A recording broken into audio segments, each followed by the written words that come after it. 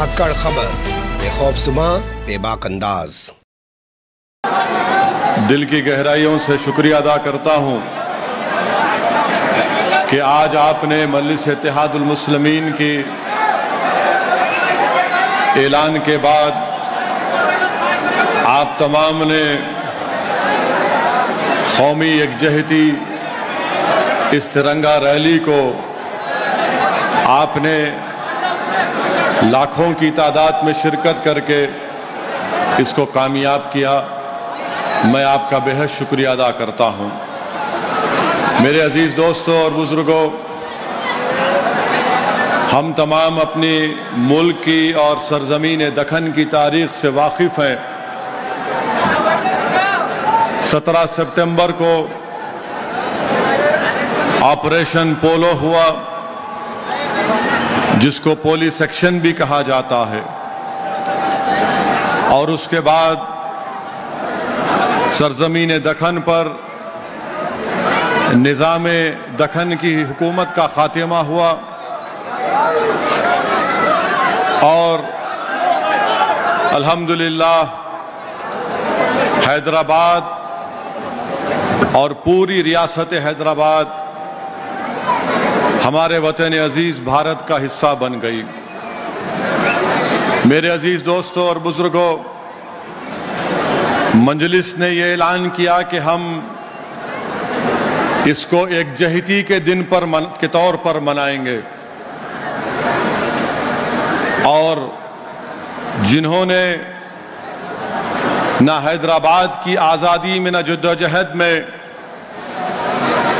अपना पसीना तक नहीं बहाया, वो इसको लिबरेशन डे के तौर पर ऐलान करते हैं।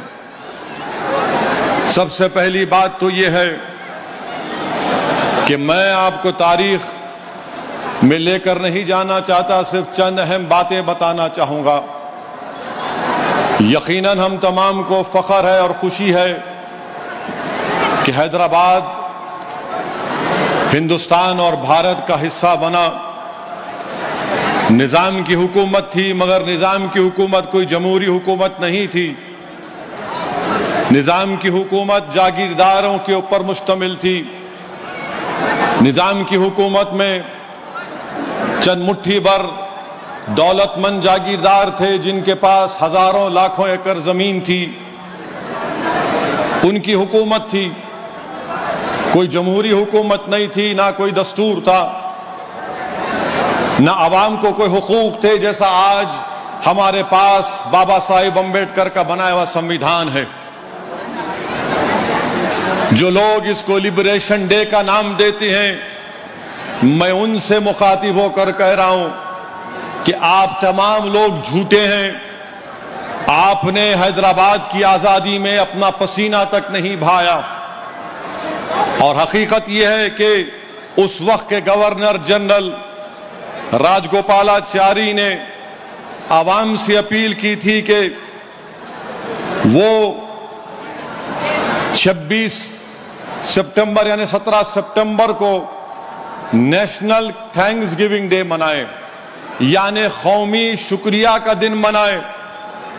और राजगोपालाचारी साहब ने कहा कि हम तमाम को मिलकर इस मुल्क को, इस जगह को ऐसी ताकतवर जगह बनाना चाहिए जहां पर आवाम खुश रह सके। ये गवर्नर राजगोपालाचारी ने कहा था कि इसको शुक्रिया का दिन मनाना चाहिए। वहीं पर मजलिस इत्तेहादुल मुस्लिमीन ये मानती है कि निजाम की हुकूमत जरूर थी, मगर क्या निजाम की हुकूमत, निजाम हुक्मरान थे तो क्या हैदराबाद भारत से अलग था? हैदराबाद भारत से जुड़ा हुआ था। यकीनन सबसे बड़ी रियासत एक जागीरदार या एक बादशाह की थी। 1 लाख स्क्वायर किलोमीटर पर निजाम की हुकूमत थी। रखो 1,60,00,000 की आबादी थी, जिसमें 90% हमारे हिंदू भाई थे और 10% मुसलमान थे। मगर यह बोल देना कि 10% खुश नहीं थे क्योंकि हैदराबाद भारत का हिस्सा बना। इससे बढ़कर झूठ कोई और नहीं हो सकता। मैं आज इस जलसे में खड़े होकर इस बात को साफ और वाज़ेह तौर पर कह रहा हूं कि ये जो मजलिस इत्तेहादुल मुस्लिमीन है, हमारी लड़ाई सियासी है और सियासी रहेगी। हमको उस वक्त भी अटूट भरोसा था भारत के आईन पर, संविधान पर, और आज भी है और कल भी रहेगा। जिन लोगों के दिलों में इस तरह की बातें पैदा होती हैं, मैं इनके ताल्लुक से सिर्फ इतना ही कहूंगा कि आप जाकर अपने दिमाग का इलाज करा लो। हमको मजलिस इत्तेहादुल मुस्लिमीन को, सरजमीन दक्कन पर बसने वाले गयूर मुसलमानों को, हिंदुओं को, दलितों को, बीजेपी आरएसएस से हमको कोई तुम्हारी वफादारी के सर्टिफिकेट की जरूरत नहीं है। तुम अपना कागज सर्टिफिकेट लेकर कचरे की कुंडी में डाल दो, हमारे पास उसकी कोई कीमत नहीं है। मजलिस इत्तेहादुल मुस्लिमीन कासिम रजवी की वारिस नहीं है। ये अब्दुल वाहिद ओवैसी की मजलिस इत्तेहादुल मुस्लिमीन है। ये मजलिस इत्तेहादुल मुस्लिमीन कासिम रजवी से हमारा कोई ताल्लुक नहीं है। हमारा ताल्लुक है तो तुर्रेबाज खां से, मौलवी अलाउद्दीन रहमतुल्लाह अलैह से है।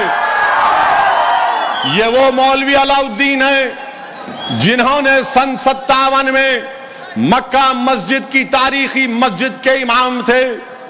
मौलवी अलाउद्दीन रहमतुल्लाह अलैह ने मक्का मस्जिद में जुमे का खुतबा दिया और अवाम को अपने साथ लेकर सुल्तान बाजार में आज जो मौजूदा वुमेन्स डिग्री कॉलेज है, उनके साथ तुर्रेबाज खां थे।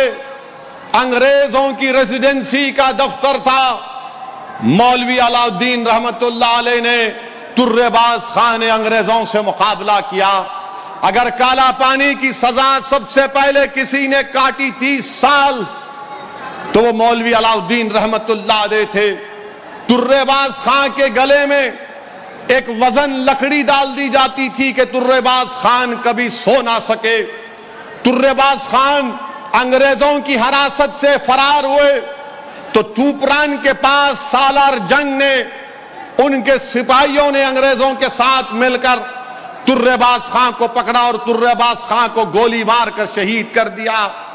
मौजूदा सुल्तान बाजार के पास तुर्रेबाज खां की लाश कई दिन तक लटकी भी रही। हम इन लोगों के वारिस हैं। जो रजाकार थे वो पाकिस्तान भाग गए, जो वफादार थे आज मोदी की आंख में आंख डालकर तिरंगा उठाकर अपने हक का मुतालबा कर रहे हैं। मेरे अजीज दोस्तों और बुजुर्गों, एक जहती हम क्यों कहते हैं? लोगों को एक करना है, लोगों को एक करना है, दिलों को मिलाना है। मगर बीजेपी दिलों को तोड़ने का नाम, बीजेपी लोगों में नफरत पैदा करना चाहती है। और मैं आज खुलकर कह रहा हूं कि निजाम की हुकूमत थी और निजाम की हुकूमत में निजाम ने मंदिरों को पैसे दिए थे, निजाम ने मंदिरों को पैसे दिए थे। यादगिर गुट्टा की मंदिर को निजाम ने 82,000 दिए। श्री रामबाग मंदिर को 5,000 ये ग्रांट हर साल मिलता था। भद्राचलम की मंदिर को निजाम ने 50,000 दिए। श्री बालाजी टेम्पल को निजाम ने 8,000 रुपये दिए। और पुणे में एक भंडारकर ओरिएंटल इंस्टीट्यूट है, निजाम ने पहले 20,000 रुपये दिए, उसके बाद 1,25,000 रुपये निजाम ने महाभारत ले दिए। निजाम के लिए थाली नहीं मारना है, बता रहा हूं, तारीख का हिस्सा है, तारीख का एक हिस्सा है।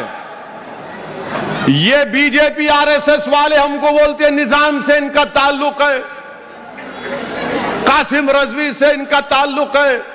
अरे हमारा ताल्लुक निजाम से नहीं है, हमारा ताल्लुक मौलवी अलाउद्दीन से, तुर्रेबाज खान से, मुजाहिदीन आजादी से है। और फिर भंडारकर ओरिएंटल इंस्टीट्यूट को निजाम ने 1,25,000 रुपये दिए, तो उससे महाभारत का तर्जुमा हुआ। फिर बनारस हिंदू यूनिवर्सिटी, मालविया साहब जिसको मोदी साहब बहुत चाहते हैं, वो भी आजादी के मुजाहिद हैं, हम उनकी कदर करते हैं। उनको बनारस हिंदू यूनिवर्सिटी के शायद चांसलर या vice chancellor Maharaja of Bikaner थे।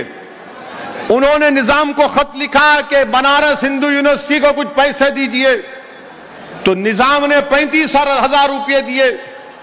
फिर उसके बाद फिर कहा कि फिर पैसों की जरूरत है, तो निजाम ने 1 लाख रुपये दिए।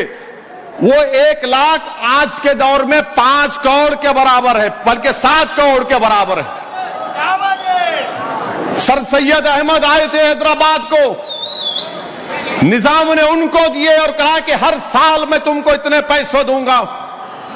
महबूब अली पाशा के दौर में अलीगढ़ मुस्लिम यूनिवर्सिटी के जिम्मेदार दिल्ली में जाकर महबूब अली पाशा से मिले, तो महबूब अली पाशा ने उनको पैसे दिए, अलीगढ़ में म्यूजियम उनके नाम से बनाया गया। मेरे अजीज दोस्तों, बुजुर्गों, आपको यह भी जान, ये सीताराम बाग में मंदिर है, निजाम वहां पर 20 रुपये महाना देते थे। Indian institute of science, CV Raman साहब, नोबेल प्राइज मिला, उन्होंने खत लिखा निजाम को, तो निजाम ने उनको 1 लाख रुपये दिए। अब बताइए आप कि भारत में इतने राजा रजवाड़े थे जो आज भाजपा में हैं, बताओ तुमने क्या दिया? तुम भी जागीरदार थे, वहां जमहूरियत नहीं थी, राजा थे। तुमने कौन सा काम किया? बताओ बताओ, तुम्हारे पास बताने के लिए कुछ है क्या?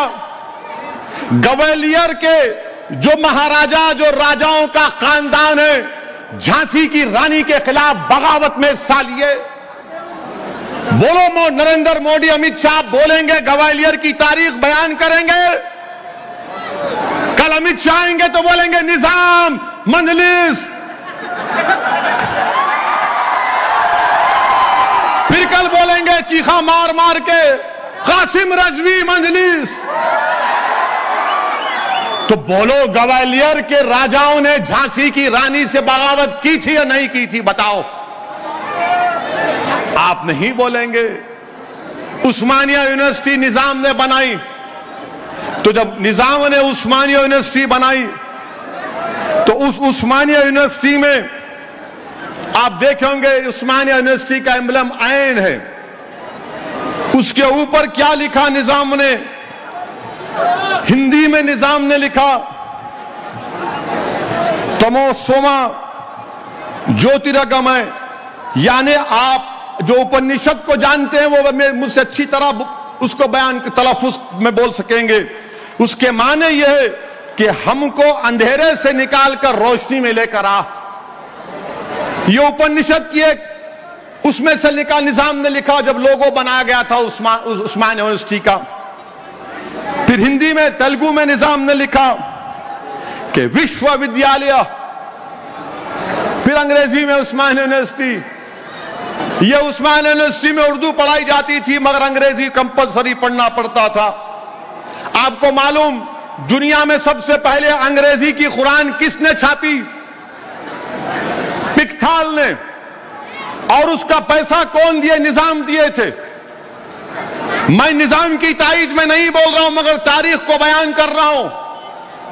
कोई बोलेगा कि मुझे मुगल पसंद नहीं है, ठीक है, तुमको पसंद नहीं है, मगर तुम ताजमहल जाके देखते नहीं देखते? बीजेपी को मुगलों से नफरत है, मगर लाल किले पर मोदी झंडा लहराते हैं। बीजेपी को निजाम से नफरत है, मगर बरसों गंडी पेट हिमायत सागर का पानी हम तमाम पिए। बीजेपी को निजाम से नफरत है, मगर उस्मानिया में दिमाग का इलाज भी करवाए। यह तारीख का हिस्सा है, इसको मैं नहीं बदल सकता। मैं आजाद हिंदुस्तान में पैदा हुआ, आप तमाम आजाद हिंदुस्तान में पैदा हुए, मगर बीजेपी इस तरह उसको तोड़ मोड़ कर पेश करती है कि ऐसा हुआ था, ये हुआ था। अच्छा, 1908 में हैदराबाद में सैलाब आया था, सैलाब। अगर आप सिद्धियंबर बाजार जाएंगे ना कभी, मालूम सिद्धियंबर बाजार कहां पर है? तो वहां एक मस्जिद है, मस्जिद के ऊपर एक निशान है, देखो आप, वो बोलेंगे यहां तक पानी आ गया था। सिद्धियंबर बाजार में मस्जिद है, जाकर देखो आप। तो उसके बाद महबूब अली पाशा को हमारे ब्राह्मण भाइयों ने कहा कि महबूब अली पाशा, आप मूसा नदी में उतरिए, और जो हमारे आलाजाद के हिंदू भाई जो जनेऊ पहनते हो, कहीं वो तागा पहनकर आप नदी में कुछ वो उसको पेश करिए। महबूब अली पाशा वो भी किए। बोलो अमित शाह, ये भी तो बोलो, कला पा रहे हैं, इसके ऊपर नहीं बोलेंगे। उसके बाद अजंता के, एलोरा अजंता मालूम, तुम लोगों को खाली फोन मालूम। 10 लाख रुपए मंजूर करके इटली से माहिरीन को बुलाया था अजंता के पेंटिंगों को बचाने के लिए, वो भी तो बोलो। जो गलती किए तो गलत है, जो काम किए तो काम कहे, बोलो। और उसके बाद मेरे अजीज दोस्तों, हैदराबाद में निजाम के प्राइम मिनिस्टर कौन थे? महाराजा किशन प्रसाद कायस थे। उनका तखल्लुस शाद था, जो अंग्रेजी में कहते हैं कि नॉम डी प्लूम। महाराजा किशन प्रसाद का एक शेर आपके सामने पढ़ता हूं। उस जमाने में मोहब्बत देखो हिंदू और मुसलमानों में। महाराजा किशन प्रसाद ने कहा, अपना शेर, एक मशहूर शेर पढ़ा, काफिर हूं कि मोमिन हूं, खुदा जाने मैं क्या हूं। काफिर हूं या मोमिन हूं, खुदा जाने मैं क्या हूं। मैं बंदा हूं उनका जो है सुल्तान मदीना। ये राजा किशन प्रसाद ने लिखा था। बोलो वाजपेयी, ये भी तो बोलो। नहीं बोलेंगे, नहीं, सिर्फ कासिम रजवी, इत्तेहादुल मुस्लिमीन, निजाम। अरे ये तारीख तुमको नहीं मालूम हैदराबाद की, तुमको तारीख बोलना पड़ेगा। अच्छा, आपको मालूम है खुर्शीद जा की ड्योढ़ी अपने ओल्ड सिटी में है, क्रिकेट मैच खेले होंगे वहां पर आप लोग। वहां पर खुर्शीद जाही फैमिली वाले नाग पंचमी त्योहार को बड़ी जोशो खरोश से मनाते थे। नाग पंचमी त्योहार हिंदू भाइयों का है। मालवाला पैलेस में जब 11 रबीउल अव्वल आती तो उसको चरागों से रोशन करते किशन प्रसाद। यह मोहब्बत थी। और फिर उसके बाद मेरे अजीज दोस्तों और बुजुर्गों, आप ये भी जानते हैं कि 1911 में निजाम ने फांसी की सजा खत्म कर दी। 1911 में कैपिटल पनिशमेंट नहीं था। निजाम कॉलेज किसने बनाया? इमदादुल मुल्क ने। उसके प्रिंसिपल कौन थे? उसके प्रिंसिपल थे डॉक्टर अघोरानाथ चट्टोपाध्याय। ये कौन थे? सरोजनी नायडू के वालिद थे। सरोजनी नायडू हैदराबाद की अजीम मुजाहिद आजादी थी। लंदन को पढ़ने के लिए गई तो निजाम ने फरमान जारी किया कि लो स्कॉलरशिप लो। निजाम ने अंबेडकर से कहा था कि आप आकर यहां के जज बनो। बास जगह लिखा गया कि निजाम ने अंबेडकर के इंस्टीट्यूट को जमीन भी दी। वो देखना पड़ेगा, शायद जो लोग जो जानते हैं वो बता सकेंगे। मेरे अजीज दोस्तों और बुजुर्गों, ये हकीकत है। ये तारीख को कोई नहीं बदल सकता, कोई नहीं बदल सकता तारीख को। मगर जो तारीख में हुआ कि भारत का हिस्सा हैदराबाद बना, तो याद रखो हैदराबाद के बगैर भारत अधूरा है और हैदराबाद भारत के बगैर अधूरा है। ये चीज समझने की जरूरत है। अब हम कब मुखालिफ थे? नहीं, जब 17 सितंबर ने मंजलिस बोलती नहीं मनाना, हम नहीं मनाना। अरे तुम थे कहां बाबा? तुम तो चूहे की बिल में छुपे हुए थे, सांप की बिल में छुपे हुए थे। हम जब भी थे, आज भी और कल भी रहेंगे। सन 57 की जंग आजादी में आरएसएस नहीं थी, बीजेपी नहीं थी। 47 में मुल्क आजाद हुआ, कुछ भी नहीं। 48 में पुलिस एक्शन हुआ, कुछ भी नहीं। मगर अब इन्हों बांकड़े पहलान आके नहीं, मैं वफादार, मैं वफादार। देख लिए एक झलक आज की। आप लोग थके? मजा आया? सुन लो। अच्छा, एक सवाल का जवाब दो। क्या आप तमाम लोग खुश नहीं हैं कि हैदराबाद भारत का हिस्सा बना? आइए जोर से बोलो, बहरे हैं हम लोग। और जोर से नारा लगा के बोलो, भारत भारत। शायद पहुंच गए होंगी दीवानों भैरों को।